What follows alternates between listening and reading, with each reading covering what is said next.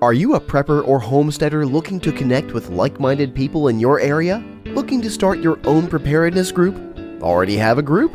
Well, look no further than PrepperNet. PrepperNet is dedicated to personal responsibility, individual freedoms, and being self-reliant. PrepperNet has monthly meetings in over 100 cities where you can meet and learn with like-minded people in your area.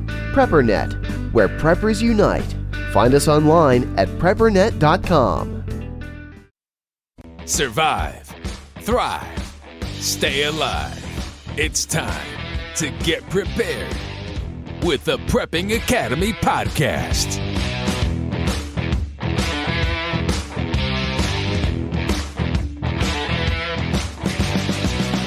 So next we have Engineer775. He is in the house. He's here with me. It is good to see him. Look at that. He's got his glasses, his trifocals on. If I have to read or not. Okay, if you have to read. This is Scott Hunt, everyone. Engineer775. You can tell he's actually engineer. I think does that say engineer behind you? Actually, it does. A lot of people on YouTube are a bunch of trolls. So you're not an engineer. You're really not. So I do have a master's degree in mechanical engineering from Rensselaer Polytechnic Institute. So I have some paper that says at least I graduated. And I did work as an engineer. I should print some and put behind me, like all different. Yeah. I get it from Etsy. Etsy. Yeah. You can get your diploma at Etsy. So Scott, how are you doing? I'm doing great. I appreciate you having me on. It's been a long time since we got together, and so I appreciate it. Well, you're a busy guy. You've had a couple years of just work. Just work. Yes. And lots of requests, and it's expanded to pretty much the whole country, helping a lot of DIYers get off the grid or hybrid. And we have installs back all year. So that's why. So every time the fall rolls around, I'm like, it's my busiest time of year.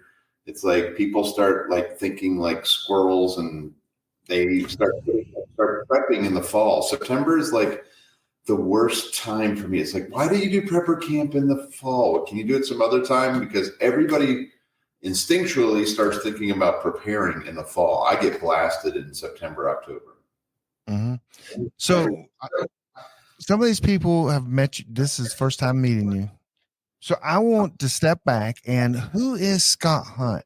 Who is Engineer7? How did it all get started? And start with your childhood. Oh, we don't have time for this. We don't have time for that. Okay. Who's Scott? I know everything. Well, not everything about you, but how did you all get started? How did you get into prepping? How did you take your engineering to actually, off grid? What you're doing now? Yeah, I guess quick thing about my upbringing. My nickname was College Boy. Growing up, I was the only one in my family to go to college. Most of my family's blue collar. My dad ran a body shop. My grandfather owned a lumber yard. Everybody was hands-on. Mechanics, carpenters, equipment operators, loggers, farmers. And so I had exposure to all of these trades growing up. Product of divorce. I would get, you're going to go over there. My middle name was Get Wood. So when I grew up, it was like, grandma needs firewood for her wood cook stove. So my grandfather collected wood cook stoves. So from an early age, I was exposed to all sorts of prepping equipment, from canners to, growing gardens. And I didn't know anything about preparedness. And, it's just, this was my family. This is what they did. And they worked with their hands. And so I was exposed to, I feel like, everything. I was very blessed to, be 10, 12 years old, running a chainsaw, driving an Alice Challenge tractor, running cultivators, getting hay. So I had a lot of exposure to a lot of cool things that I hated.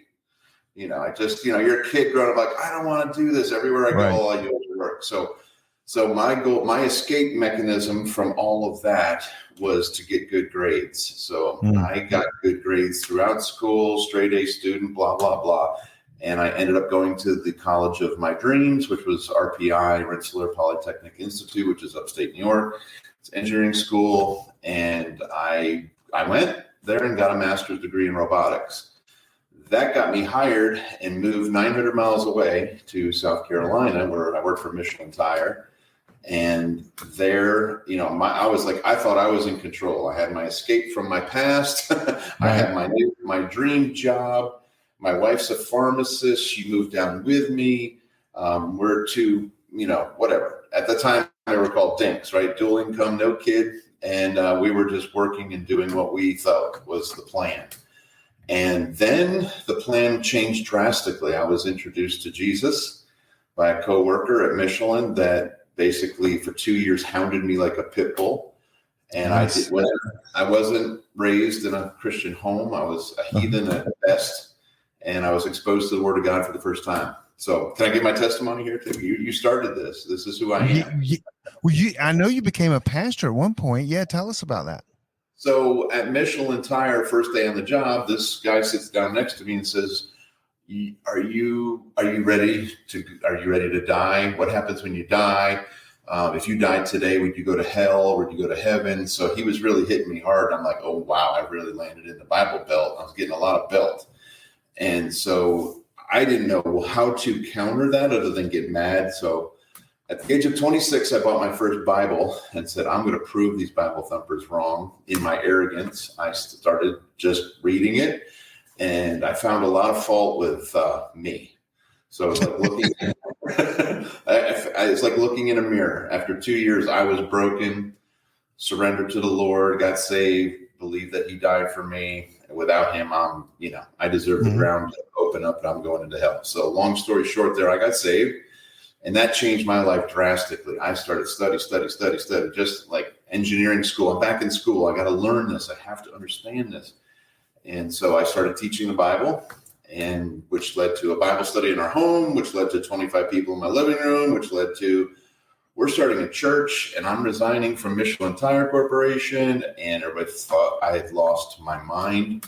And so at that, and long story, and the whole time we had bought a farm in Pickens, South Carolina, and it was kind of our hobby. I didn't golf. I didn't go hunting. I just worked on this farm tinkering on how to pump water and how to make power, how to do all these things that I like to do. And so that's been my hobby for 30 plus years of how to make energy, how to be energy independent, how to grow my own food, how to have multiple water sources.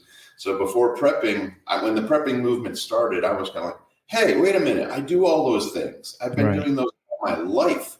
And now I've added my engineering degree to my hands-on skills that I learned growing up as a kid. And I'm like, my grandparents were really preppers, but now I'm going to do some high-tech prepping. And long story short, I became a pastor of a church. And at the same time I was pastoring, I was also prepping, homesteading. I didn't call it prepping at the time. I'm a homesteader.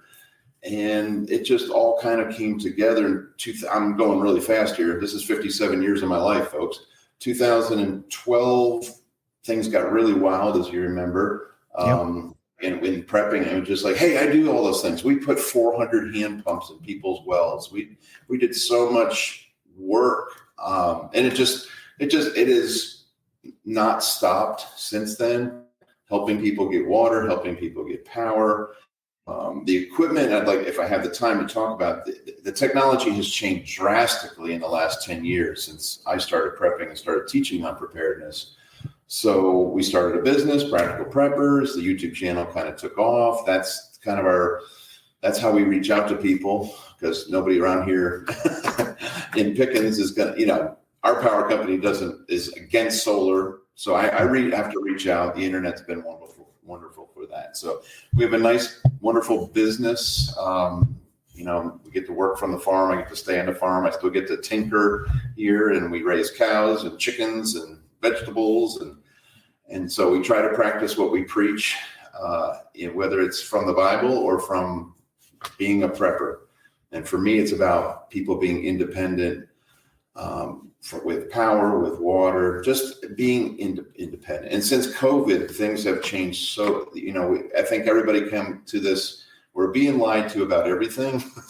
We're lied to about our nutrition. We're lied to about politics. It just, the list never ends. We're lied to about our theology so it's been, I mean, it was a tremendous amount of work that came out of COVID. So many people wanted to go off grid. So many people moved out of California to Utah. They had a lot of resources. Like, I don't know what to do. I bought 500 acres in Utah. I want to go off grid. So those would become some of our clients. And we still have that. People moving into Tennessee. Tons of people. You see Texas plates, California plates in people's backyards, and they don't really want them there, but they want to go off grid. So that is probably way more than you wanted to know. No, I did buy 1/8 of an acre, and I really need some off grid. I really need some off grid solar and water. Okay. No. Yeah, so you've kind of been in the business of saving lives, and I mean, really, from being a pastor to actually doing off-grid power, solar, and everything. So it's kind of a full circle there, I think. I mean, you're doing it the whole gamut. Yeah, what don't you do? We love to share the gospel. We teach. I teach the Bible. I'm not pastoring now, but I lead a men's Bible study every Saturday. And I compartmentalize it. You avoid my hard, tough questions. You try to. We still got some issues. I've got to train you on. Yes, Ford has issues, folks. I'll just put that out there. We have some different opinions on some things in the Bible, but the Bible itself absolutely is firm. We're good on that. It's just some things that are in the future. Yeah. Yes. Yeah, and I'll educate you on that. I mean, you did send me a PowerPoint and told me to read it and study it, and I haven't done that yet. You still haven't a year later. I'm just trying to read some. I'm putting my glasses on to read some of these comments that are coming in. An eighth of an acre is better than none. Okay, preppers. Okay. Well, 1/8 acre better than. Okay, so I got questions for you. I told you I had a bunch of questions. Okay. And none of them are embarrassing. Okay. That I know of. The first one is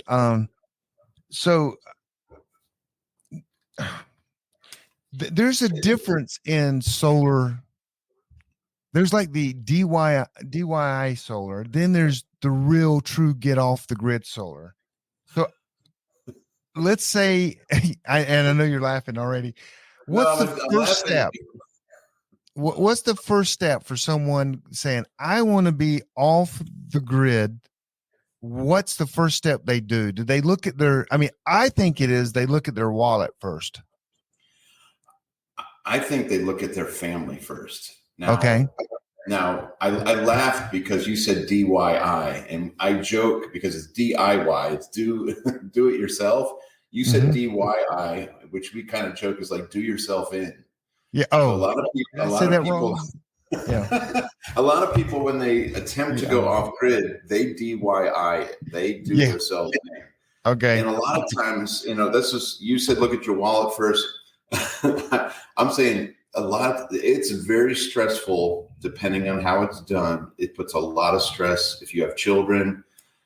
We saw what isolation did during COVID to a lot of people. They didn't do well. So if you really go remotely off grid, so you're the father, the dad, and you're like, we're doing this, the whole Little Caesars, we're going back on the grid. We're going back off the grid.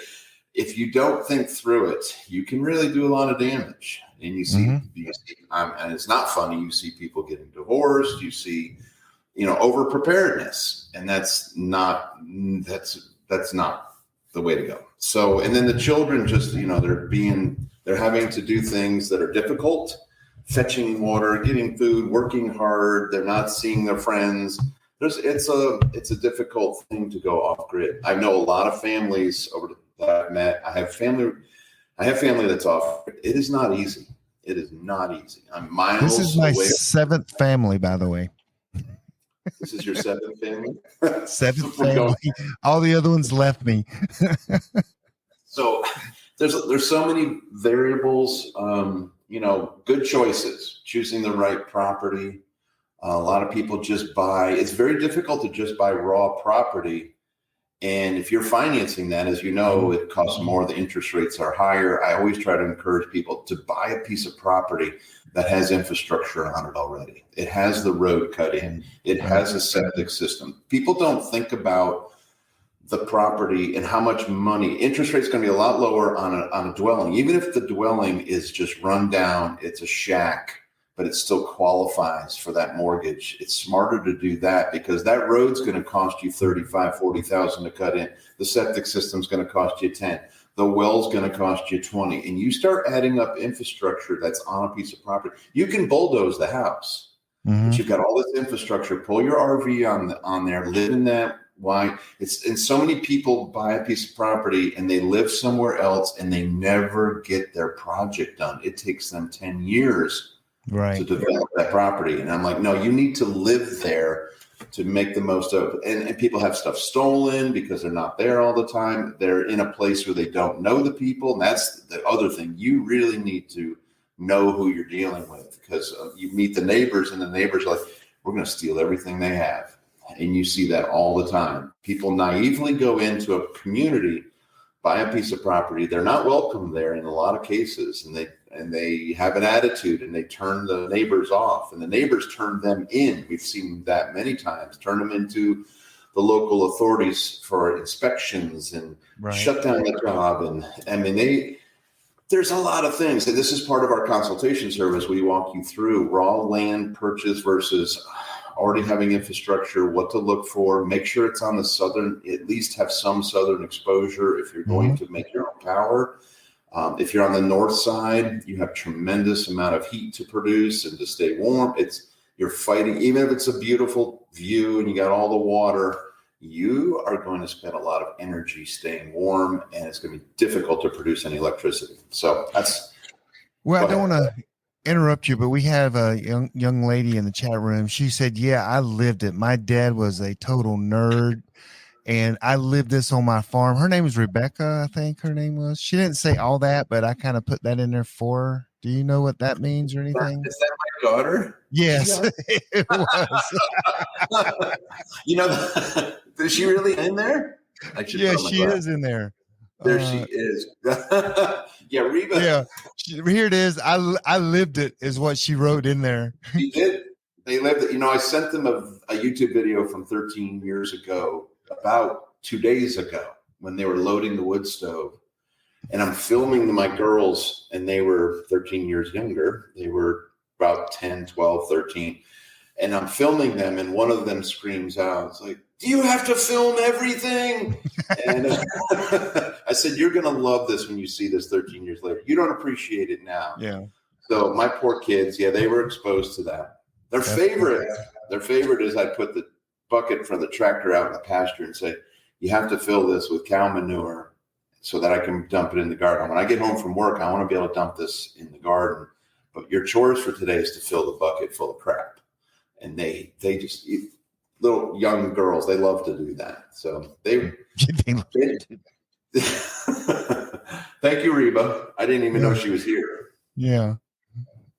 So next question is so you got to make the choice. So all preppers, I would say all preppers have some sort of backup power, even if it's small solar panels, if it's the orange one or the Jackery or something. There's a big difference in having a little solar panel with a couple little battery banks than truly living and having enough power to survive. Okay. Yes. And it's a world of difference. It's a world of difference. So one is, what is the difference? Two is, at what point do you leave the Jackery and make the commitment? Because it's a huge commitment once you start down the path. So talk about that a little bit. Yeah. A lot of it comes down to the personality. So I meet customers and I meet with them and I'm like, oh, these folks are very conservative. And so they're not going to be a problem. Their power bill is $80. Then I meet with another couple saying, another couple, I'll just say that their power bill is $800 a month. And their lifestyle, those two lifestyles are so different. So a lot of it comes down to what the expectation is. the $800 a month couple wants to live at the same level. They do not want. So that system is, 5 miles away from, it's thousands of miles away from a jackery. It has to be a system that is robust, that I'm not getting service calls every day, that it's overpowered. It will meet all their demands, all their needs, and give them all the bells and whistles they want. Those are my favorite customers. Those are my benefactors. Those customers pay the bills. We take good care of them. Now, the other customers are kind of my favorite because they're the sweet little family that just wants to be prepared, and we do what we can, and it's going to be a different system. But a lot of the stuff we do is scalable. I don't do much with the portables anymore. They're emergency generators to keep your food going overnight. They're not long-term, in my opinion. So you got to figure out who the person is. Because I have people with battery banks that cost $1,000, and I have people with battery banks that are $150,000 in a house. So that's the extremes that I deal with. It's like you think that's crazy, but that is really what they have in their home, and it's unbelievable. And they're doing a lot of things, and they want to take care of as many people as they can. This family's just trying to take care of themselves. This family has the goal of, I'm going to take care of 50 people if it hits the fan. And so they've invested what they had, and they put their money where their mouth is. And now they're going, all their family and friends and neighbors are going to come here because they're building this in case something happens. And they have the resources to do it. What's the expected life expectancy for like a jackery? I mean, if you use that in a grid down, would that last 6 months, do you think? Last 6 months? Oh, yeah. I mean, any lithium iron phosphate system today is good for around 7,000 to 10,000 cycles. It's amazing. So the batteries have changed our conversation. If we had this conversation 3 years ago, it would go totally different. I'm not installing any lead acid batteries at all. So we do all lithium. The performance is phenomenal. I deal with 14 manufacturers. I cannot find the difference in any of the lithium iron phosphate batteries. That is the technology we have right now that's prevalent, that's kind of affordable. It's come down a lot. There will be new battery technology next year, and the price will come down.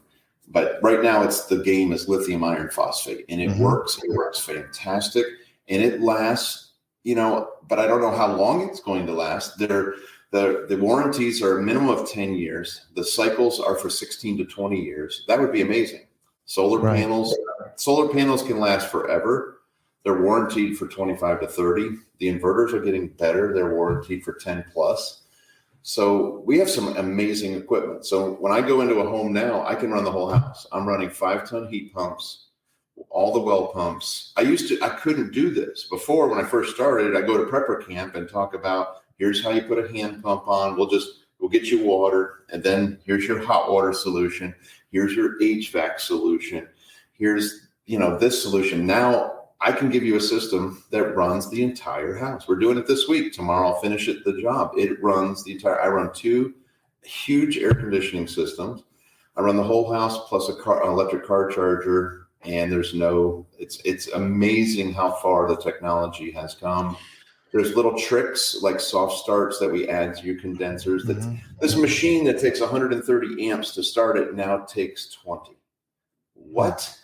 People don't know about this equipment. So micro air, I can add this little gizmo to this compressor, and now I can actually start this thing with my inverter. I could never start them before. And the portable solar is fine. I tell people, if you have a portable system, at least it'll educate you enough so that when somebody comes to try to sell you solar, hopefully they don't rip you off. You know that I need solar, a charge controller, a battery, an inverter, the load, and don't try to pull the wool over my eyes. With that said, a lot of these people that go door to door, let's just use, would you agree that over 50% of them are ripping people off? Hey, let's take a quick break. Are you a prepper or homesteader looking to connect with like-minded people in your area? Looking to start your own preparedness group? Already have a group? Well, look no further than PrepperNet. PrepperNet is dedicated to personal responsibility, individual freedoms, and being self-reliant. PrepperNet has monthly meetings in over 100 cities where you can meet and learn with like-minded people in your area. PrepperNet, where preppers unite. Find us online at preppernet.com.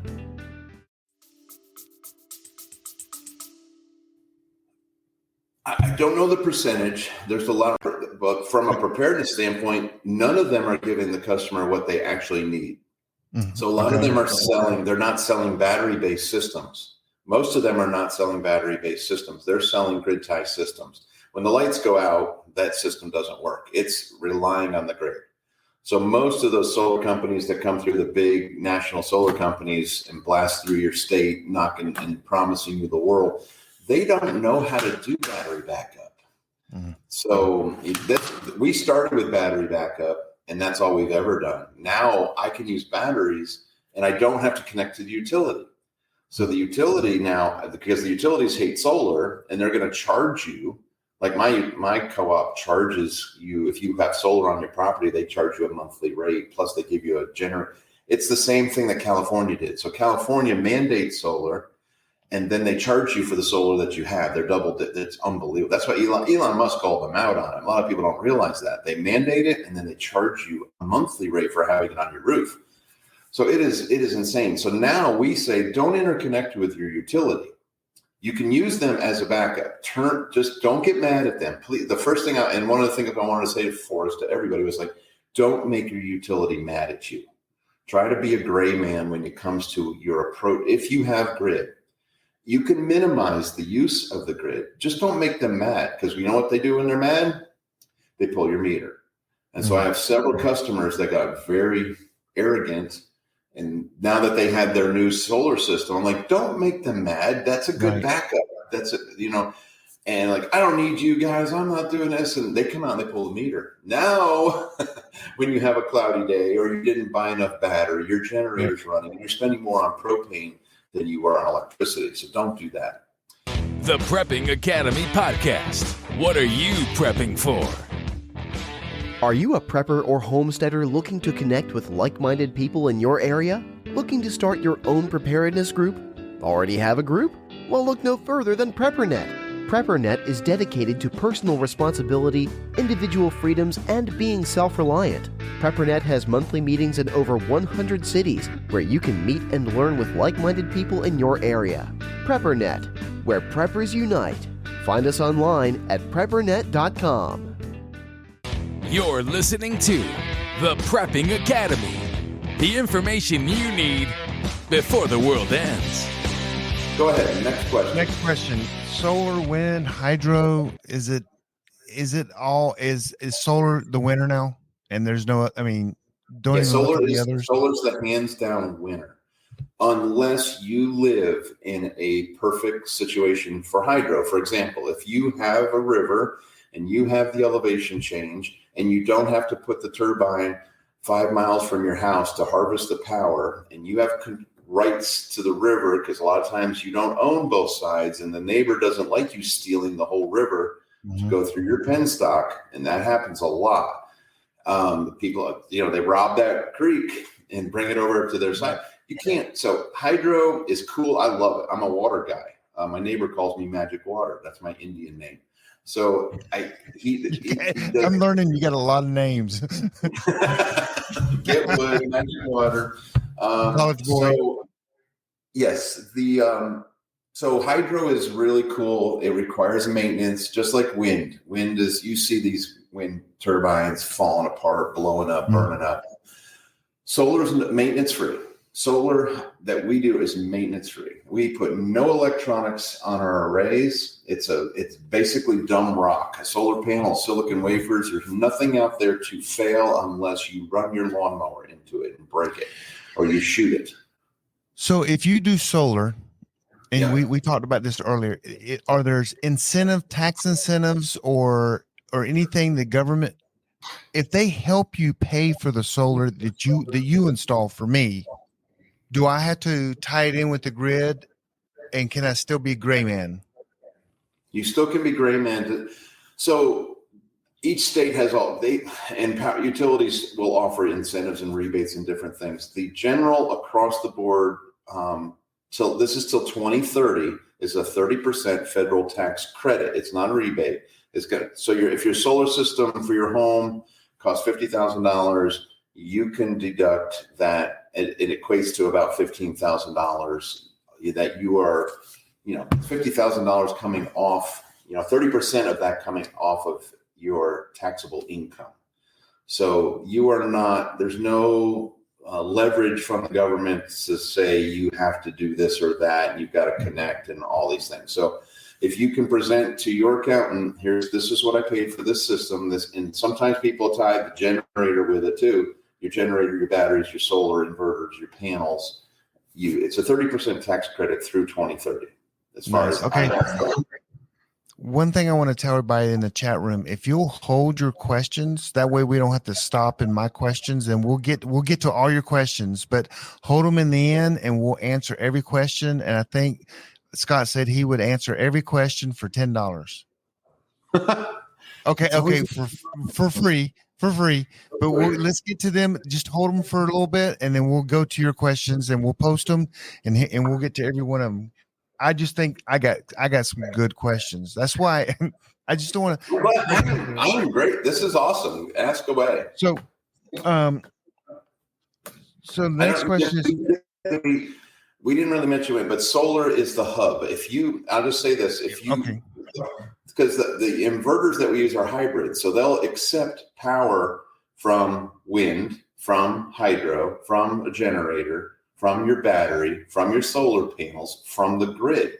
You can take all the power sources that you have available on your property.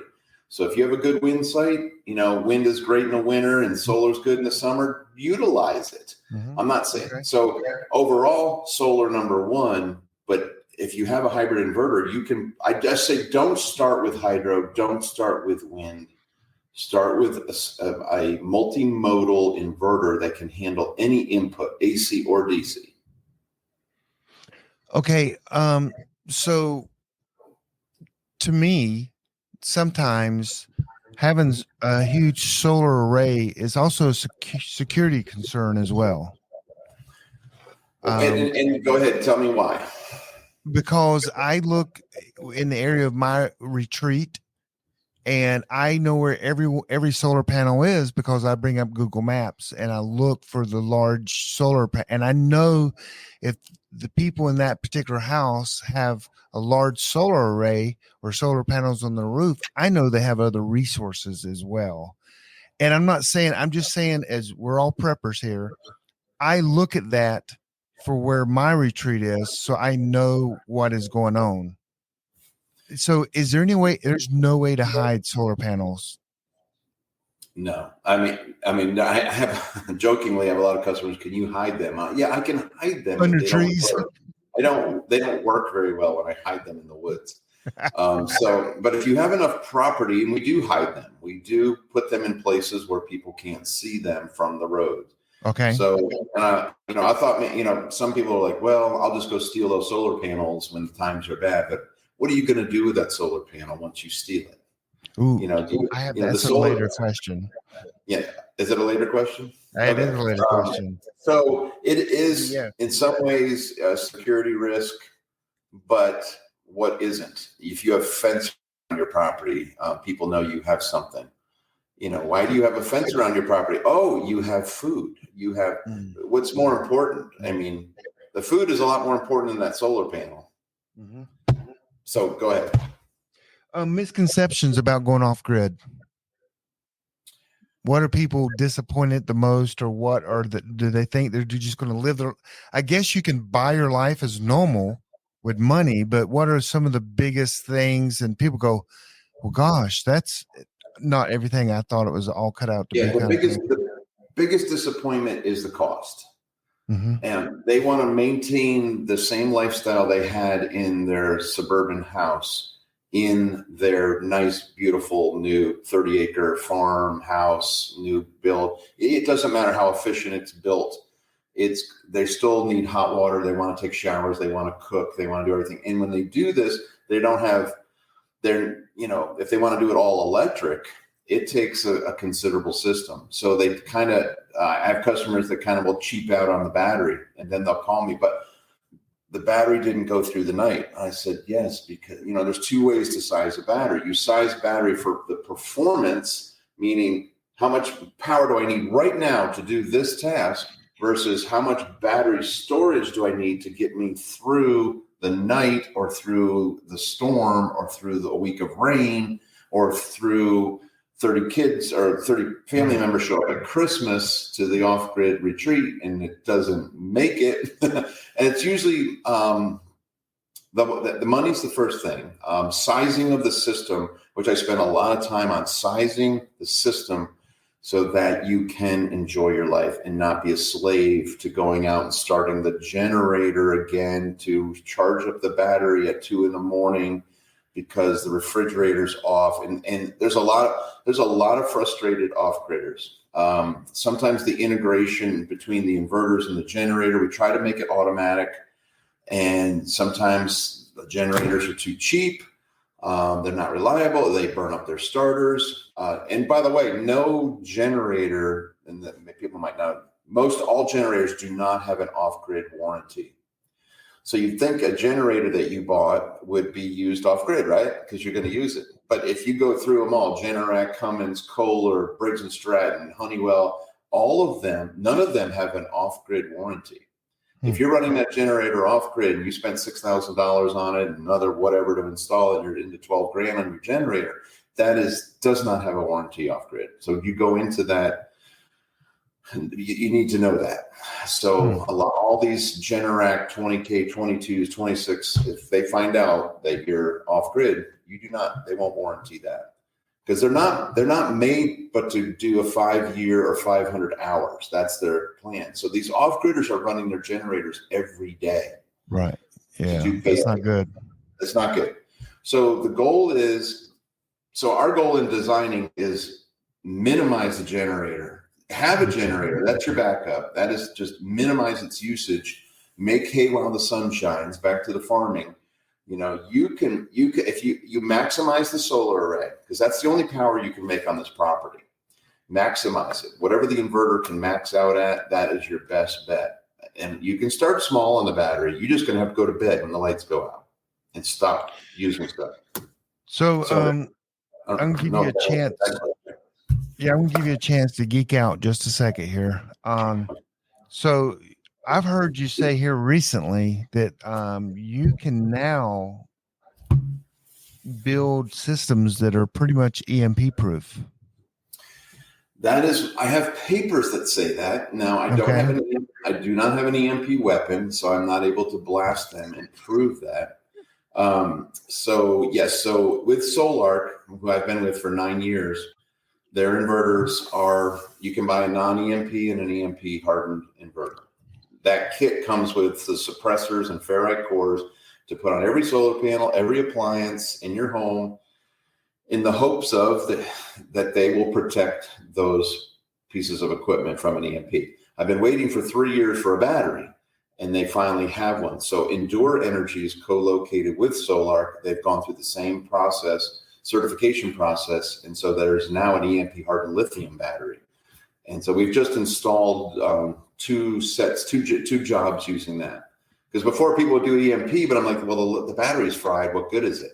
Right. And then I come up with all sorts of backup plans where they could cobble together a lead acid battery out of their vehicles, out of their tractors, out of their four-wheelers, and try to put together some 48-volt battery. I have people pulling in 48-volt lead acid golf carts into their garage, putting an Anderson connector on there. So now, okay, your lithium just fried from the EMP. Now let's hook up your golf cart because it'll at least give you power, not a lot of storage, but it'll allow you to run your home off your golf cart.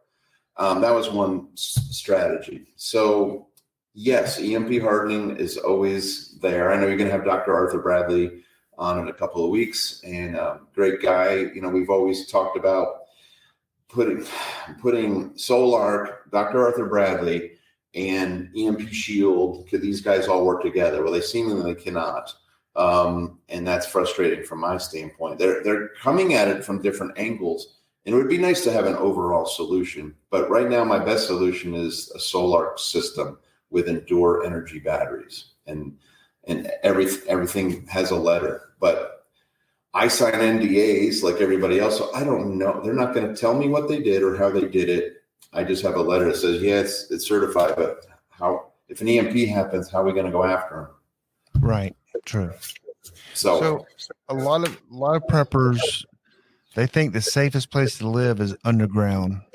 And I've noticed in your videos, you've actually helped people put in underground living facilities. First, I want you to touch on how to power that and how that it is off grid, but going underground, there's a more mental thing there than there is dollars and buying the actual. Yeah, it depends on the size of the system. It depends on the size of the bunker. And I haven't put this video up because I have so much footage. I've just currently done one that is 4 apartments, 30 feet underground. It is an unbelievable facility. It's completely off grid. I've been monitoring it for the last 8 months in terms of its power consumption. It has HVAC, it has water, it has hot water, it has freeze dryers, it has all the septic systems. It's got filters this and filters that. It is so impressive, but it's so difficult to build. It is probably $3 million. It is so ridiculously expensive. That's it. And psychological. Well, you wouldn't believe the size of this thing. It's 100 foot long by 80 foot wide. Dang. And it is literally 30 feet underground. And so the challenges of getting air in and septic out, it's an upside down house. You don't have gravity on your side, and you got to force air in. And so my guys hate it. They hate working there. When we work, they just mentally, they can take about 2 days of it and they want to get out of there. So we're carrying these batteries, inverters and batteries and water heaters and HVAC, and we're bringing these down this crazy staircase. So mentally, just working on it, just being in that environment it's not natural for human beings to be in a coffin in this thing, because it is just not. And I've told every bunker customer that I have, I don't recommend them. I wouldn't sell you one. I am here to help you not die. Right. I am here to give you backups on energy. I know that you need redundancies on your water pump, whether you're hand pumping air in this thing. You need multiple ways to breathe, and you need multiple ways to escape, and you need multiple ways to power this. They're really cool when they're done. They're like, wow, this is an ultimate man cave. It's kind of neat to show your buddies and to hang out. And I'm like, I don't have one. I mean, I've got a root cellar. That we know that you tell people. Yeah, I have a root cellar, but that's as close as I don't believe in them. And I tell people they're too easy to ruin. They're too easy to infiltrate. They're too easy to stop the airflow. They're still too easy to trap people in. The bunker guys if they're on here, if they hear this, they're going to just be that guy. Shut him up. Yeah. But I've done everything. I've had them delivered from Texas on a tractor trailer and lifted them up and carried them and dug the holes and violating every OSHA law known to man, digging these things on where you don't have enough space to put them in. Very dangerous, extremely dangerous. Probably one of the stupidest things I've ever done is put in a bunker. Well, I hope your wife's off now. Yeah, she's on a second ago. She's like, never again. Stop doing this. And so I did it. Usually I wanted to see if I could do it. I just wanted to see if I could do it. I wanted to do the dirt work, the grading, the installation, we have generators that are 30 feet underground running, and the exhaust and the heat, and it's quite a system. So from an engineering standpoint, I've got to get, the waste out and electricity work and enough battery and everything working, because it's super comfortable inside of these things once everything's working. So they're the ultimate off-grid test, the ultimate off-grid project in terms of getting it to work. But psychologically, people don't like living underground. It just So would you say a project, if you worked on a project putting someone in the ground, it's at least the smallest project would be $500,000, wouldn't it? The smallest possible project. No, a decent small shelter is about 250 to 300,000. Okay. That would take care of a family that they could stay in it. They have enough room. They have enough food storage. Okay. And you're taking orders right now, right? No. Oh no. Okay. I mean, you have no idea how many people I've turned away because I made the mistake of putting those bunker videos on YouTube. So I got contacted by a lot of people that we're doing this. You got to come and do this. You got to come and put it in. Mm-hmm. Like, I don't believe in that. Right. I believe in security. I believe that there's better ways to do this, to prepare and be defensive. There's better ways. Okay. Next question. Now, this is a tough question, but when I say tough, okay. So the grid goes down. Yep. The grid is down. Mm-hmm. And we want to harvest items because I go down the street. There's these little machines beside the street telling everybody where there's a turn and there's solar panels on there. And then you look at all these solar. I mean, if you're going out to harvest solar so you can bring it back and use it, okay, we're going to use the word harvest, not steal, because that sounds totally bad. Like marauding. If I was planning that, what items should I store if, that I can make them items work? Yeah, you follow where I'm going there? Yeah, but the things that you have to store are a lot more expensive than that dumb rock that you're marauding. Okay. So the solar panel is not the most expensive part of the system. It's going to be the inverter and the batteries. Now, if those systems have batteries in them, then you're ahead of a lot of times, if you're talking about a light cart in a parking lot that has solar panels, they also have charge controllers and batteries in it. We're not trying to tell people how to steal these things, are we? No. But But this is part of preparedness, is so that you don't have to go harvest. Yeah. So I would never tell someone to go do that. But most people, they're not going to have the hub of the system. They need to invert that solar panel DC power into something that will keep their refrigerator going. So if they don't have the inverter, what are they going to do with that panel? What are they going to do with those batteries? Nothing. They need to understand. They need to have an understanding of what they're doing before they go harvest. So my off-grid business, when the poop hits the fan, is to get solar panels and charge car batteries for people, because there'll be lots of car batteries just laying around in the cars. And I thought, if I could charge them, I could probably sell that battery. Someone can get power for a couple. And how are you going to charge them? With a solar panel and a charge controller. Okay.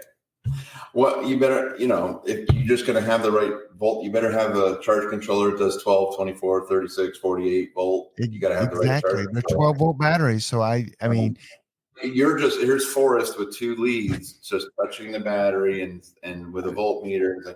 Well, I didn't say it was a good business. Okay. We've done a lot of funny things with just solar panels. I mean, we've welded.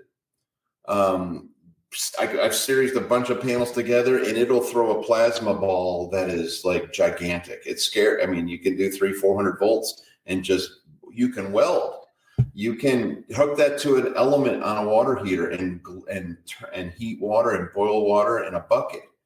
So you can do some things, like if you want to make hot water and you harvest those solar panels, you can heat water with that, with an $8 element out of your water heater.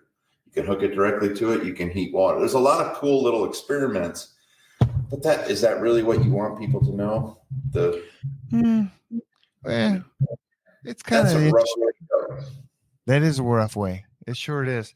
So what skills would you recommend that people just hire Scott Hunt Practical Preppers for all solar? Or would you recommend that, hey, if you're going to do a system of 1 kilowatt or less, just learn the skills yourself. I mean, and Yeah.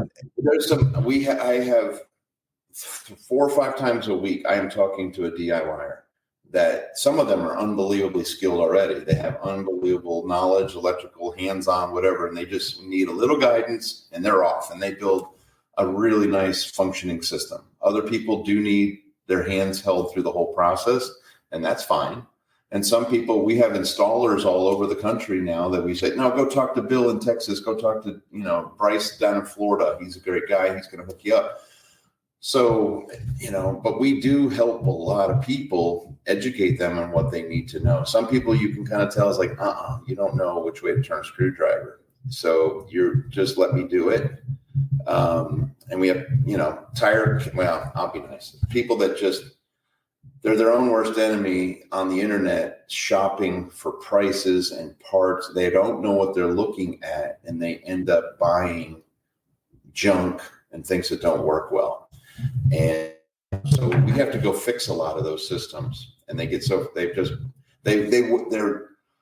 don't waste your money, because you're going to have to throw all that out and start over with something that really works. So you're saying my charge controllers that I got from AliExpress. They buy the cheapest inverters and the cheapest charge controllers. And then when they try to get hold of the company, the tech support is horrendous, or they can't get a hold of them. And now they didn't save any money. They just wasted $3,000, $4,000, $5,000 on junk. Right. Because the relays keep failing, or they don't parallel. There's just infinite. Don't do that. So the biggest problem I have with people that are too cheap. And they think they're smarter than you are, and they go do this, and they make a mess of their off-grid project. And can it be dangerous? I guess it can be. Yeah, once they get shocked a few times, they stop. But it's not like they're, nobody's dying. Thankfully, most systems are 48 volts, and it's not until you get like 60 volts across the heart that you are going to die. Okay. It's like, what is it, 1/10 of an amp, and you can die. But now some of the systems are up there. The batteries are high voltage, and they're going up to 800 volts. Now you're talking some serious damage. But most 48 volt systems, they'll bite you, but they're not going to. Okay. One of my last questions, and I warned you for this one, is last question already from me. There's people going to be typing questions. I asked for questions, and the format is you put 4 question marks and then you question. That way we can see clearly it's a question. But that's the format. But here's my last question before I watched a movie called 10 Cloverfield Lane, and John Goodman has this bunker. Okay. And he had this barrel of liquid. And it was so freaky. It's a weird movie. It's a prepper movie, but does that stuff really work? And you were talking, I mean, that's just so weird. I mean, I'm not buying any of that by any means. I don't even know what it's called. But I've heard people call it lime pits, but this was a barrel of chemicals that he would put people in, and that would just eat their entire body. Is that real? I guess you'd have to call it. What's the guy in Breaking Bad? Didn't he do that? Breaking Bad. They did that. I think hydrofluoric acid. Oh, maybe. Hydrofluoric is the go-to. Hydrochloric and strength. But I think a forensic scientist would say, no, you're not going to be able to hide everything. Okay. That would be my opinion, that you're not able to get rid of all the evidence. You're watching horror movies, Forrest. What's going on here? It's a prepping movie. It's John Abrams. So here's the first question we got from Echo Pogba, which you know who that is. Scott, how's the carnivore diet going? I wish I was still. I mean, I don't know what Forrest first put up for advertising this. I said, man, that's when I was over 300 pounds. They're like, thanks a lot, Forrest. I will tell you the carnivore diet. This is prepping. Part of what I wanted to find out about carnivore, because I raise cows and I have chickens. Could I live on just meat? And so I started listening to Dr. Ken Berry and several other people that have been around for a long time doing carnivore, and people that have been doing carnivore for 12 years. And so I found that it's an elimination diet. So for a prepper, what is the best diet? What's the best diet for a prepper in difficult times? And with a minimal amount of food, to me, I could totally survive on meat. And I did a strict carnivore for 6 months. I lost 92 pounds. Dang. And I was working, and it was amazing. But it is boring. Survival wise, I don't have an issue. But when there's breads and pastas and things around, and I want to live like a normal person, it's a difficult diet. You see Jordan Peterson do it. It's just salt and steak and beef. Mm-hmm. And he's not happy about it. He'll let you know. It stinks, but it has restored his health. He's come back from the dead because he's done carnivore or the lion diet. So it absolutely works. You don't need a carb. I didn't eat a carb for 6 months, 0 carb, just beef, preferably ribeyes, sausage, any kind of animal, snout to tail, carnivore works. And so I was like, as a prepper, what could I do? I know my cows can turn my forage into ribeyes. I could eat 3 dump trucks full of kale and not equate to, a couple of ribeyes in terms of nutrition. So I'm like, nutritionally, between eggs and beef, ruminants, venison, goats, sheep, and deer and cows, that is the best. The ruminants are the best animals nutritionally. And take that, all you vegans. And then probably no vegans here. But steak, I could live on steak and eggs 1 meal a day, but it's not fun. Right. So it works. And some people have to do it for autoimmune issues. I don't, thankfully, but it really, really works. I went from 4 sizes in pants, shirts, had changed all my clothes, but my goal, I was just carrying around weight. I'm still carrying around way too much weight, but it works. Okay, get your glasses on. We got questions now. Get your glasses on. Yes, sir. Okay. I'm not sure if this is a question or more of a statement. Can microinverters work with an off-grid system? No, they're on the screen. Look on the screen. I'm looking on the screen. No, underneath our video. Oh. Please look at continuous duty gens. Yeah, Generac does not make one. Cummins Onan does. Yes, so we sell Cummins Onan. Ours are propane power. We have a 48 volt system. So what is the question? There's no question there, I guess. So let's go to the next one. Scott. Oh, what was their question? They didn't ask a well, they didn't have a question on that. That was it. I think that was more of a statement. What would you recommend as a basic solar backup system for anyone not ready for totally off grid? So yeah, most of what we do are called hybrids. It uses, it can use the grid. You're not off grid. You can use the batteries. You can use solar. And what I love, our systems are scalable. Start with one solar array, not one panel, but one array. It's usually going to be a minimum of 6 panels, an inverter, and a battery bank that can take grid and pass it through. People don't, for us, this is something that a lot of people don't understand. If you have a 200 amp service, and 90 million houses in the United States have a 200 amp service. Do you have a 200 amp service on your home? Yes. So the inverters that we use can take that entire 200 amps from the utility and pass it through the machine. You don't have to do critical loads or backup panels anymore.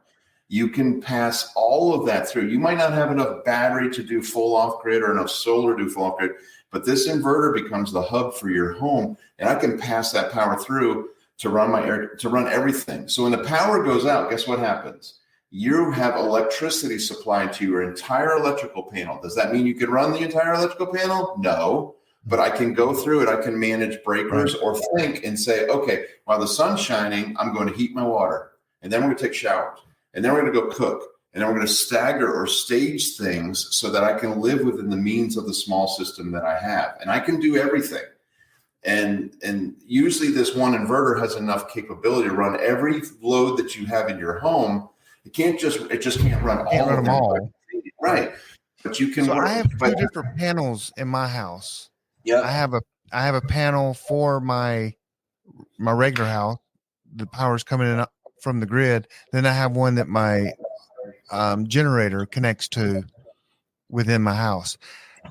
And so if I got to turn the external power off, Yeah. and the other power runs through the main panel, then to the appliances that I'm running.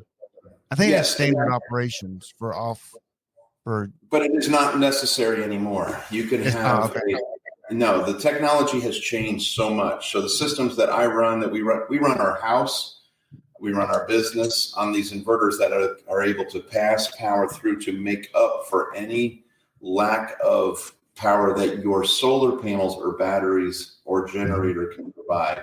Then if the grid goes out, you're in a different mindset now. Grid is down. I have to conserve, but you still have a system that is tied to everything. People that have a critical loads panel with 6 little loads on their transfer switch, well, yes, you got your well pump, you got your refrigerator, but I sure wish I could have run this or run that. And now you can do that by selecting. We won't even get into nerding out on load management. I do see a lot of questions on Enphase there, but go ahead. Mono panels? Yeah, poly. The poly or the blue poly cells, most of the manufacturers are doing monos now. Poly was big for a while. They both work. If you get a great deal on the polys, that's fine. People, the blue, they don't like the look of them. A mono panel is black. Black tends to blend when you get back to security. When you see black out, it just doesn't pop. It doesn't catch the eye like the polys do. Voltage wise, amperage wise, there's a lot of poly systems out there that work just fine.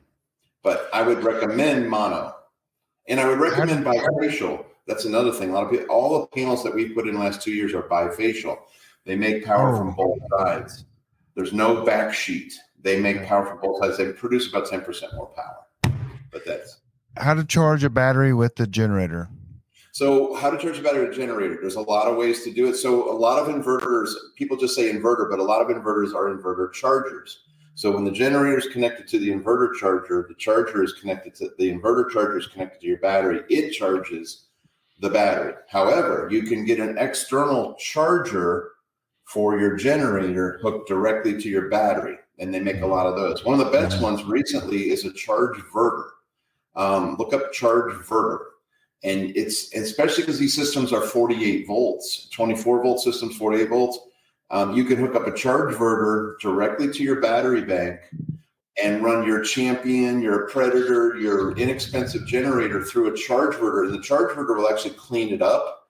And so you can make what's nice about it, it's a separate charging source that isn't, say your inverter has issues and you kill the battery and it won't start back up. You can take your generator and a charge verter and bring that battery back to life. And now the inverter wakes up and you're back to normal. It's a really nice solution it's a 5,000 watt charger connected to a generator, and it's programmable. So if your generator can't produce 5,000, it's only 3,500. You can make it set so that you can use it. But look up the charge verter. It's an awesome product. Next question is, why do you hate Prepper Camp? I do not hate Prepper. That's not the question, by the way, but I just know that you haven't been coming recently. Like I said in the beginning, September, I am stacked full. I have customers that are yelling, when are you coming to start this job? So I've always said this to whatever. You're busy. I'm just slammed. I am slammed this time of year. Yep. So, and then the other part, like somebody else said in the comments, I'd love to go to Prepper Camp and not teach, just to walk around, hang out with folks. Mm-hmm. Then Prepper Camp would be fun. You would have a swarm around you though, because people just follow you and ask you questions. So the next question is, do they not have lithium batteries in Canada? Do they not have them? No lithium? Yeah, they have lithium. Okay. Of course they do. I don't know if that's his question. So one of the Canadian companies is Discover. Discover Batteries is a lithium battery manufacturer in Canada. So need UL 9540 certified batteries with built-in heaters.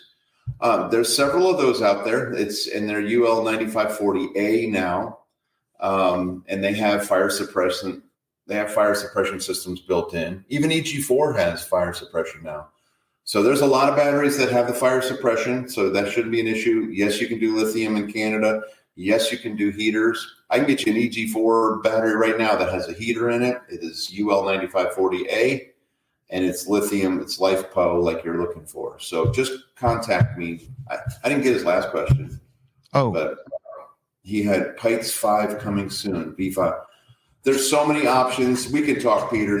There's 14 companies I'm working with on batteries. There's lots of options. Good time to tell someone how to get in touch with you. So through our website, through our email, info@practicalpreppers.com. You can go to our website, practicalpreppers.com. That's usually the easiest way. Can Enphase microinverters work with an off-grid system? They sure can. So the Enphase microinverters are all over the country and on a lot of roofs are connected to the grid. So what we do with the Enphase systems is we hijack them using a solar converter and we AC couple. The output of the solar is mimicking the grid. It wakes up the Enphase microinverter, and then the microinverter starts pushing power back through the inverter to charge the batteries. It's called AC coupling. It's done all the time. I have Enphase micros AC coupled to my inverters right now. So I have AC and DC coupled to the inverter. These inverters are amazing. So I'm not putting in a shameless plug. I've been with them 9 years. They went from junky little 3K inverters to systems that are also, and just so people don't know this, they're also 3-phase 208 and 3-phase 480 inverters out there. There's businesses that want to go off grid. There's full-on manufacturing facilities that don't want to be connected to the grid. And so the capability there is like, how do we do this? Well, we use high voltage batteries. We use battery-based inverters. Solarc has a solution to do that as well. So you can take your business fully off grid. If you have machine tools that need 208, 480, it can be done. In your opinion, what is the best type battery currently, and do you see the technology significantly improving? And technology is always improving, and I think the sodium battery is coming next. This is my opinion. China's putting it, BYD's putting it in vehicles. So the saltwater battery was out a few years ago called Aqueon, and everybody was hoped because that was a battery that wasn't nasty like a lithium battery. The raw materials were recyclable.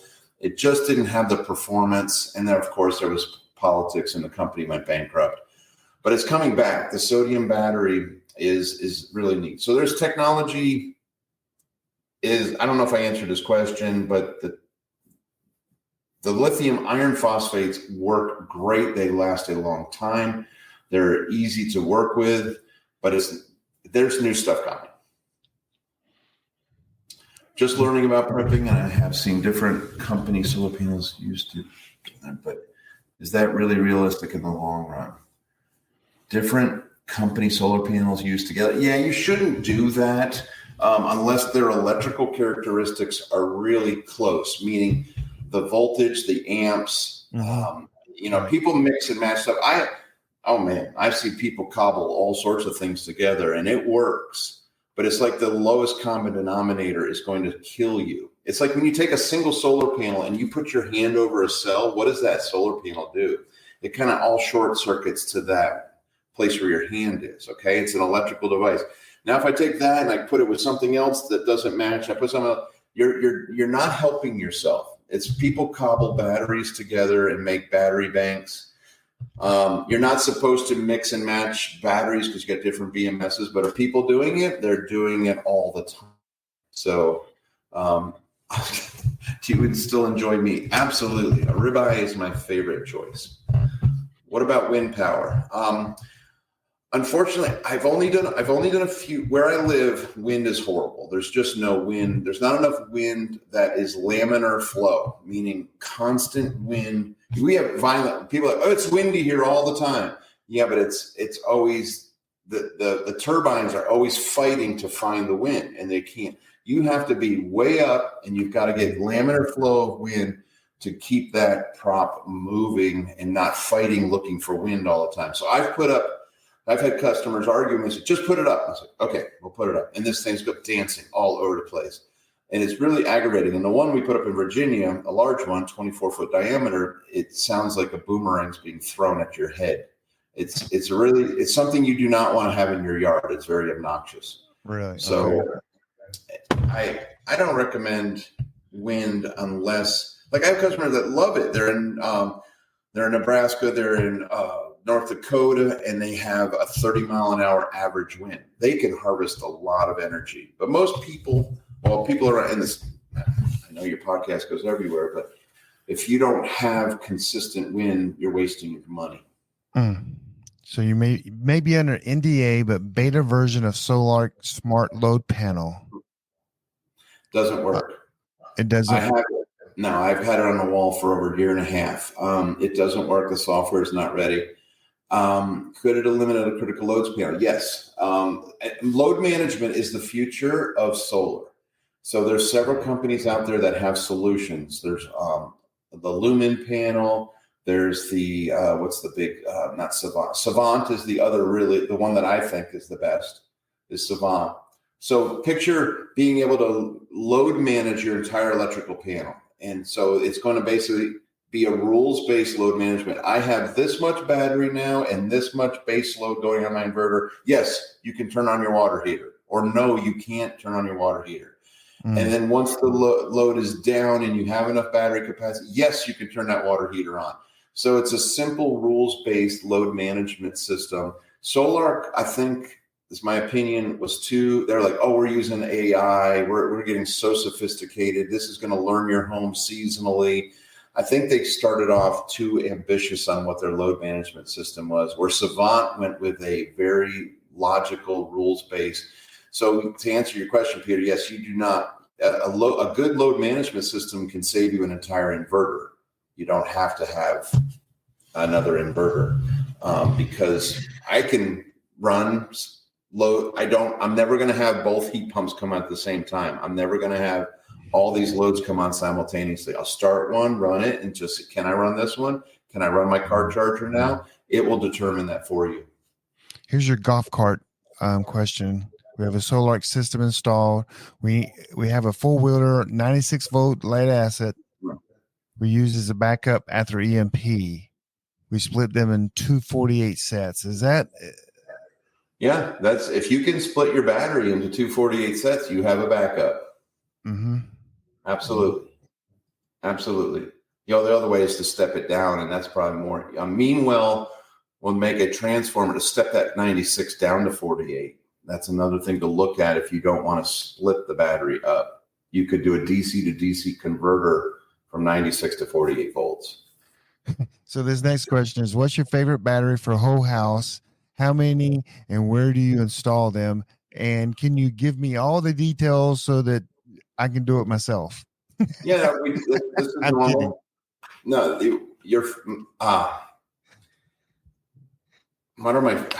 I don't have a favorite battery. So some people install batteries based on aesthetics. They want it to look good. Some people install them because of the space constraints they have. Some people, my favorite battery is a server rack style battery because it doesn't put, every one of those batteries has its own BMS in it. So I have backups to backups. I have redundancy. Some of the bigger batteries have one BMS controlling 3 or 4 modules. And if that one BMS fails, I've lose my whole battery. So as server rack style battery, and there's a ton of them on the market, from EG4s to the Pites to the Endures to SOKs. I mean, the list goes on and on. So server rack battery, if I lose one of those batteries, I'm not down. If I lose 2 of them, I'm not down. So having them in a rack, like a server rack with bus bars integrated and casters. Everybody forgets the casters. Being able to, this is a very heavy item when you finally build it out. You want to be able to move it out to work on it, set it back in, lockable doors, keeps your kids out from anybody getting hurt. So, a server rack battery out there. So currently I have Pites. And I have EG4s, I have home grids, I have ARCs, I have Fortress. I they all perform the same. I'm not a big Tesla. I don't like the NMCs. They're nickel, metal, cobalt. They're about 3,500 cycles. People don't realize that either. That's a battery that's about half the life cycle of a lithium iron phosphate. So we go with lithium iron phosphates. So I've got a question. Don't look at the one on the screen yet. So I built internet data centers 20 years ago, and we had racks and racks and racks of batteries all connected to each other. But we had this neat little machine that cost a fortune, and it was a flywheel. And that thing would spin and it would hum and that would create power, I guess, until the generator. What did that flywheel thing do? You familiar with what I'm talking about? Yeah. So the flywheel was an energy storage device. So you have your batteries are energy storage. Your flywheel is a mechanical energy storage. Yes. And it would bridge the gap between your electrical generator because you couldn't have any downtime. So the flywheel rotating. So if something went down, that flywheel's not going down. What would happen if you stop the flywheel instantly? Something's going to blow up. Yes. So a flywheel is awesome. I want one. That thing cost us a fortune. We had one in all our data centers. If I remember, but they're like, tell me if I'm wrong, but my memory is like they were about $150,000 a piece. Yeah, they're ridiculous. Yeah. To have a flywheel, I've always wanted a flywheel under my house spinning away, and you would have no interruption of power, and that's why the data centers have them. Could be no interruption, and that's why now the inverters have gotten so good. Like Solar is 4 millisecond transfer time. So when the grid goes down, you have 4 milliseconds, so you don't lose any data.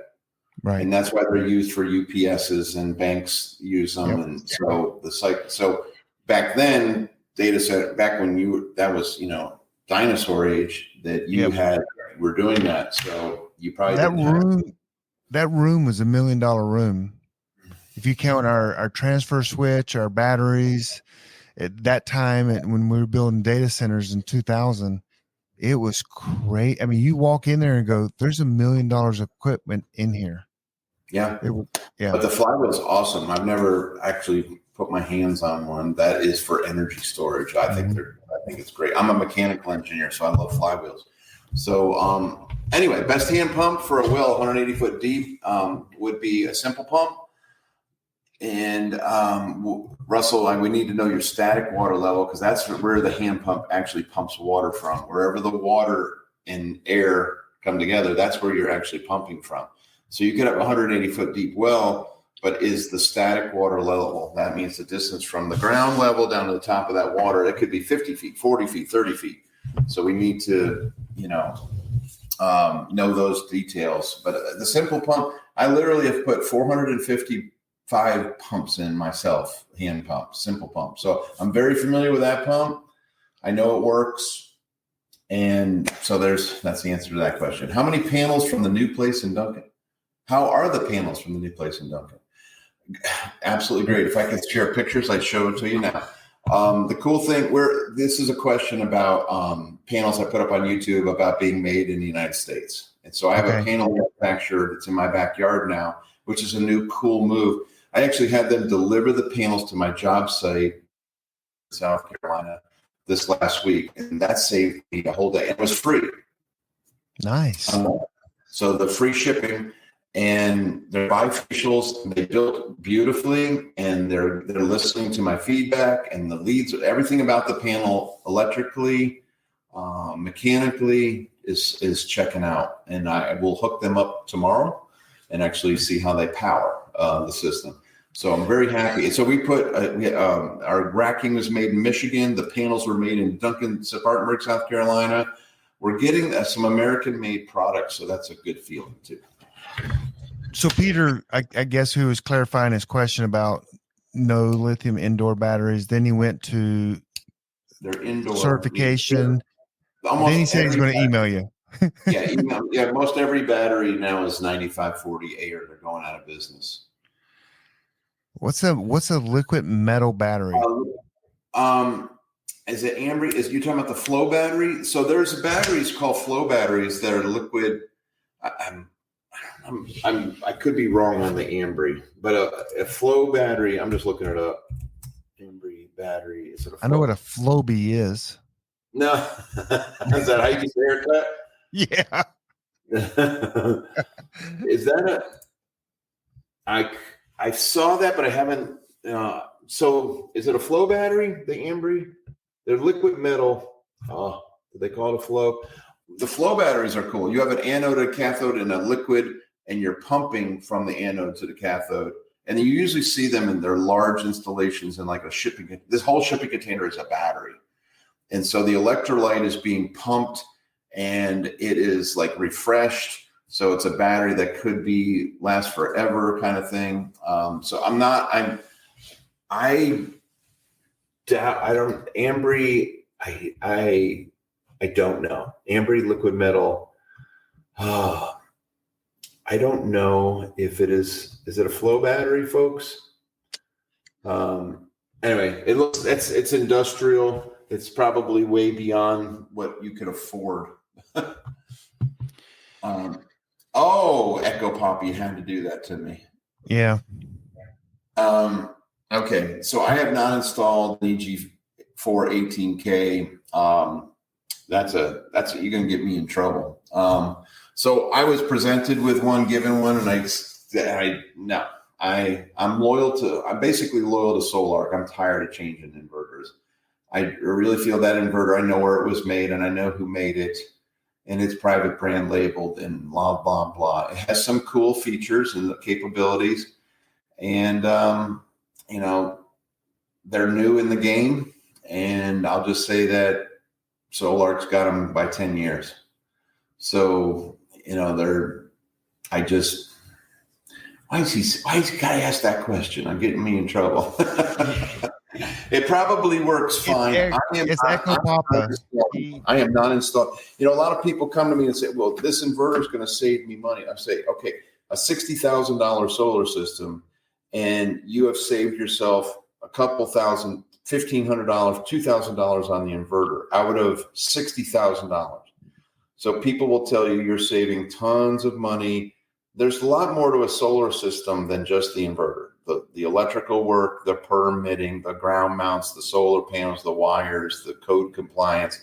So I'm getting all fired up about that question, Echo Papa. So I'll stay out of that. All right, what does Sonia have to say? There's a large 200-foot cross, 4-foot deep lazy river. She wants to put what micro hydro system should she use? What would you suggest? That's the hardest. Those are the hardest. There's no fall. So these are like undershot wheels. People put wheels out in a river, and they try to. People have put pontoon boats out, and they've tried to, just anchor it in the river so that it's turning a wheel. There is there's one that was in Chile where you take you build a channel away from the lazy river off to your property, capture that water, run it through. You got to create the fall. You just can't defy physics. It's the formula is head times volume divided by 10. You cannot defy it. So it's like I've got 25 gallons a minute falling 40 feet. That's 25 times 40 at 1,000 and divided by 10. That's 100. I can make 100 watts. I can run a 100-watt light bulb after you build this monstrosity. You're wasting your time. It's a cool thing to look at. A lot of people say, "Oh, look at the wheels turning. Look at the wheels turning." I said, "Yeah, well, hook it to the charge controller and the battery and watch the brakes go on." So they never talk about the load. So we can talk about that. A lot of people think that just because it's moved, you just don't have the potential energy in a lazy river. It's just not there. I've seen. Tell me if this is just something I made up in my head. Isn't there a way to take that and make a funnel out of it and build up enough? I've seen people. Yeah, if you look up, I don't know if you're thinking of the company's called Turbulent. I'm not ignoring you. Yeah, but they make it into like a almost like a tornado kind of circular system that can speed up the turbulent. I don't even know if they're in business. This is a while. Okay. Micro hydro. Yeah, it's turbulent. Look up turbulent.be. This is for that other lady too. Turbulent is ready to change the world, but it's quite a bit of construction to get to channel that water. You know, I went for a motorcycle ride today, and I stop at every hydro plant because I'm fascinated by hydro, and I look at how they have their penstock set up, and it's always a tremendous release of water and a tremendous drop. So you can't make something out of nothing. The amount of elevation times the volume divided by 10. Volume in gallons per minute, head in feet divided by 10. That's how much power your hydro system is going to make. And it doesn't matter if it's undershot, Pelton, Turgo, Mike. It doesn't matter what it is. It doesn't violate that formula. And so, but turbulent is what I think, Forrest, you're thinking of. It's kind of it's a really neat spiral effect, but it's still not, it still doesn't defy the formula. People say, "Oh, you're an engineer. You're just locked in a box. You're just," I'm like, no, this stuff works. I mean, you can't defy the math. You're Scott and I, the science guy, aren't you? The engineer guy. Vertical axis wind turbine. They're cool. Whatever captures the wind more. I mean, I think they're cool. I think they're awesome. I think they're artwork. I mean, I think they're great. The horizontal there's not a lot of go solar. Solar works. I know solar works. I monitor 100 systems, literally monitor 100 systems. I have so much SCADA data of how systems work in every state in this country. It's fun. It's fun. The amount of data that I nerd on to see, oh, this works good there. This works good. These settings work better here for this battery. I don't waste my time with wind. I just don't waste the time with wind. Now, if that's the only thing you have, go for it. It's not going to, vertical or horizontal is not going to make much of a difference. The nice thing about some of the verticals, they have a lower startup RPM. So you use that to your advantage. Okay. You know, this is a subject between me, you, and Echo Papa for sure. We've talked about this for years, and I've talked to you. Yeah, I haven't pursued it. This is how I got into water pumping. Mm-hmm. This is how water was moved in the United States. This started in 1797. Double acting rams came into play in 1865. This is how water was delivered around the world if you had elevation. And that's the thing. A lot of people can't take advantage of a ram pump. They're a fascinating piece of equipment, but it's a niche market. And now the reason I'm not doing ram pumps is because solar pumps are the most efficient use of solar energy in the world. So just pump the water with a solar panel. It is so much. And I hired a private investigator to find the people that own, was it Rifle Ram. And we found them, and I actually talked to one of it was an Indian family from India that owned all this. And I think, I'm not sure what I should say, but it was such a sore subject within the family because they couldn't get the business to work. That that company folded. It's a lost art. That company's been sold probably 20 times. It started in Virginia in the 1800s. Fantastic product. I still have a rifle ram here that operates. It's just something that it's an antique. It's cool. They're museum pieces. But we've moved on from that, and there's so much more capability with a solar pump than a ram pump. But if you want an EMP-proof mechanical system, then you can look at a ram if it makes sense for your property. If you have enough elevation change with your water to run the ram, you lose, for every gallon that you pump, you lose 8. So you have to have enough water. You have to have volume and fall get it. And it's like hydro. Does it work? Well, maybe it does. It might work, but by the time I get the power to where I need it, I've lost a lot. Yep. This is from Jerry.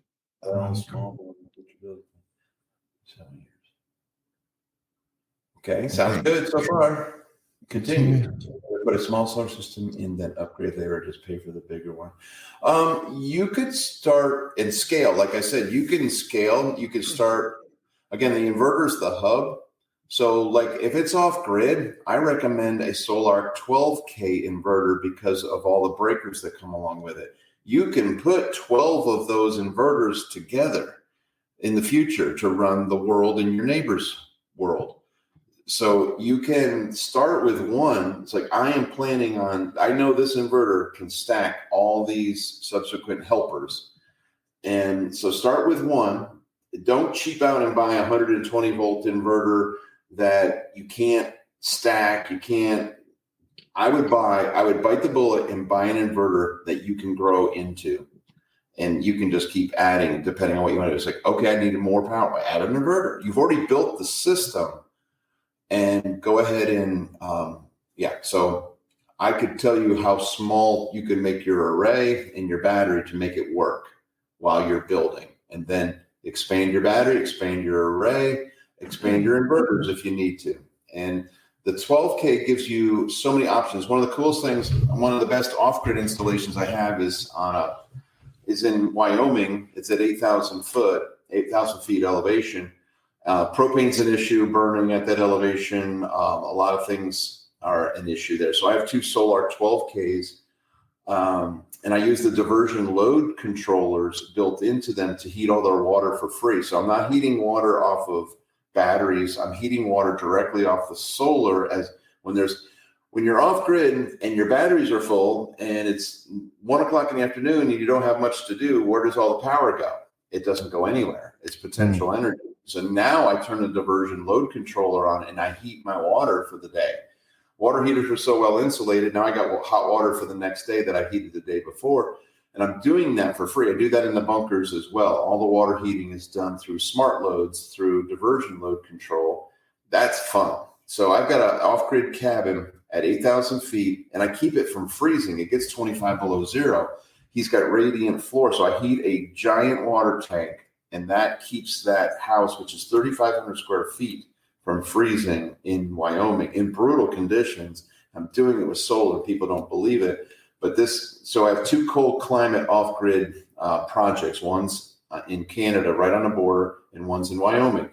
And I'm like, if I can make those work, every other place works fine. And there's a cold climate institute in Alaska that does solar. And they do other refrigerants and things that are in super brutal. Panels have to be vertical on the side of shipping containers to make the sun is so low, and they can only do it for 8 months out of the year. That's another rabbit. But to answer that question, a solar 12K in an off-grid situation with diversion load control is your best friend for off-grid, in my opinion. That's the inverter that I've gone to for everybody that's been off-grid. Now, if it's just a small hunting cabin and you're never going to need more power, then you could do an 8K. You could do a 5K. But you're not going to be able to expand. So I don't want you to box yourself in like, man, I wish I bought the 12 and spent $500 more. Now I have something that can grow. Because I find a lot of these people, they buy a house and they're like, well, I want to Airbnb this. I got an RV park, and then in the back I got tent platforms I'm renting out. So the people keep growing on these properties. I'm like, you should have got the 12K. And anyway, next. Okay, last question. Yeah. 12 watts solar direct. Okay, what can I do? I don't even know what that is. You know what that pump is? He's got an SQ Flex pump. It's probably a 6 SQF3 or an 11 SQF2. He's got probably four panels, 300 watt panels that are tied. This is the best pump in the world for pumping water. It's a direct DC pump. It'll take 30 volts up to 300 volts DC 96 volts, 95 or 96 volts AC up to 265 volts AC.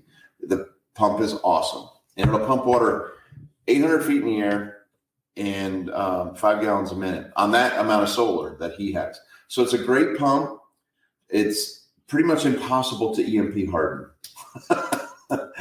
So I didn't help him much there. So what I would do on the panels, so that pump can come with a controller, an IO101 and a CU200. You don't need those. You can go directly from the panels. You might already have it this way. You go from the panels to that pump. And those pumps are $2,500. So they're very expensive. I don't know of a way to protect it from EMP other than to buy another one. You buy another pump, you put it in a Faraday cage, and you have panels in a Faraday cage, and if it fries, you pull them out and install it. Does that? I hope that answered the question, but I do not know how to protect a pump like that. That means it can't be protected then. Are you there, Scott? Did I lose? Did you freeze when I did that? Where are you? He froze. What happened? I don't know. You talking EMP stuff, and all of a sudden EMP Shield sent some things our way. EMP hit. So did you close it out? No, we're still on. Oh, okay. Yeah, we're still on. I was going to throw this up there so people can get in touch with you. I mean, we've gone almost 2 hours, and I don't want you to fall asleep, Scott. So, oh, I'm good. This is all I do. Well, that was all the questions that I had. I mean, that's it. That's great. Man, that's some good stuff. So, going off grid is not as easy as you think. It is not easy. It's expensive, and but it can be planned out extremely well. That one I mentioned in Wyoming, the equipment when I started with that customer wasn't as good. I was using Magnum, and the equipment wasn't as good as what he has now. So it was a learning process. The technology has changed, so I'm very confident going off grid now compared to where I was. Before, I was so heavy reliant on a generator. Got to have a generator because this stuff can't power it. People want to live. They want everything. So I still recommend a generator in off-grid, but not as expensive of a generator. And I don't want to run it unless it's an emergency. So that's it's been getting better and better, the equipment.